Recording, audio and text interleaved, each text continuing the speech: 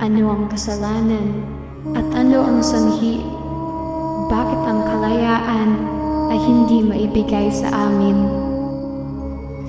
Ilang luha at dugo pa ang kailangan kong ibuwis upang ako'y makaranas ng kalayaan. Bakit ito ay ipinagdadamot sa amin?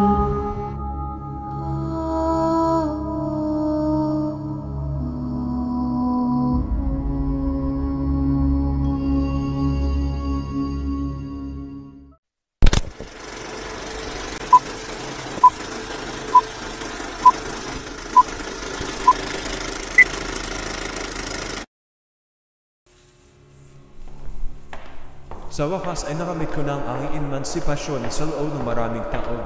Ang mga bulaklak at halaman na bago man ay tiyak na maganda pa rin. Narinig kong sabing nakasalubong ang dalaga noong ako'y musmus pa lang. Nalaman kong isa sa aking mga kaibigan na European na sinubukan baguhin ang pasya ng aking mga magulang, ngunit wala na silang magawa.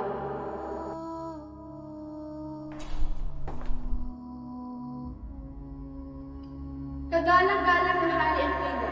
Sana'y magbago ang inyong desisyon na ikulong at ipagkasundo ang inyong anak sa lalaking pinabalik na pagkagaling. Paumanhin, binibini. Ngunit hindi na mababago ang aming desisyon. Iyon ang aming tradisyon na kahit sino ay dapat walang sumuhay.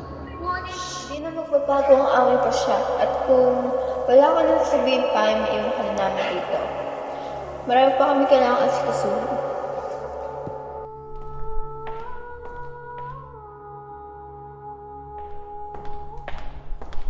Tama ba ang ating nagawang pagpapasya?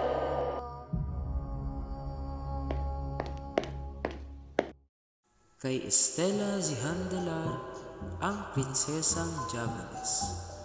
Ang Prinsesang Javanes ay nagmula sa Indonesia.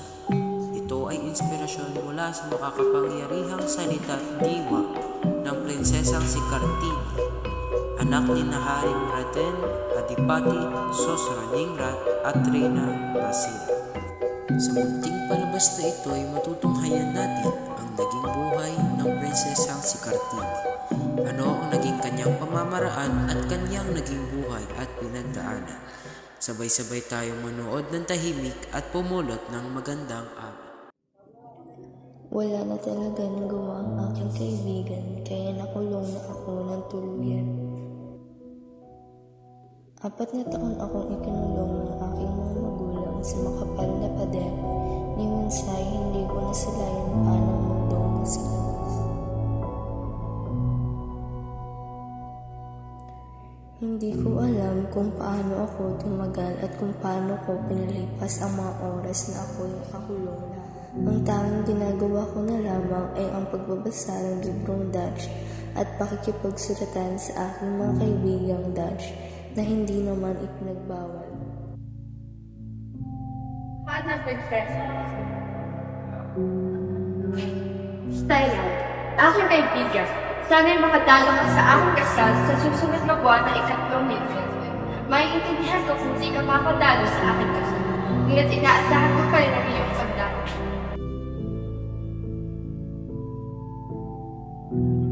Ilang linggo na ang lumipas nang matanggap ko ang sulat para sa akin.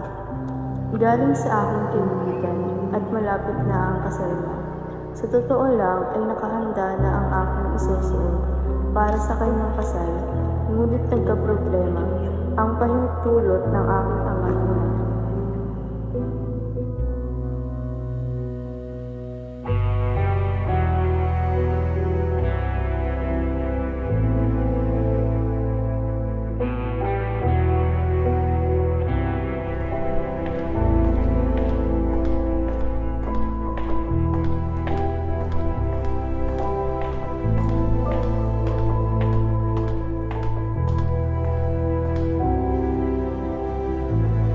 Ama, ina, may ipapaalam po sana ako sa inyo. Sige, aming anak. Sabihin mo't kami makikinig.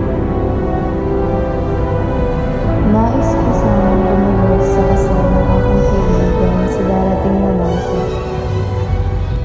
Yung hindi ba maraming beses natin ito pinag-usapan? Ngunit Ama, ang aking kaibigan ay ikakasal na, at ako ay inanyayahang pumunta. Hindi ka dadalo ang kasal. Tiningnan lamang ako ng aking ina dahil wala rin siyang magawa. Pagod na po ako, kung maaari ay tutulong na po ako sa aking silid upang magpahinga. Magpahinga ka na, anak. Ako na ang bahala mausap sa iyo, anak.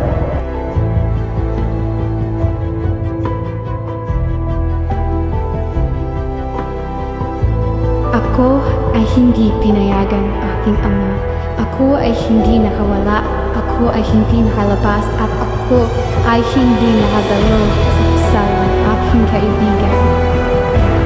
Ako ay labis na naiinis. Bakit pa kasi ang kalayaan ay ikinagdadamot sa akin? Bakit?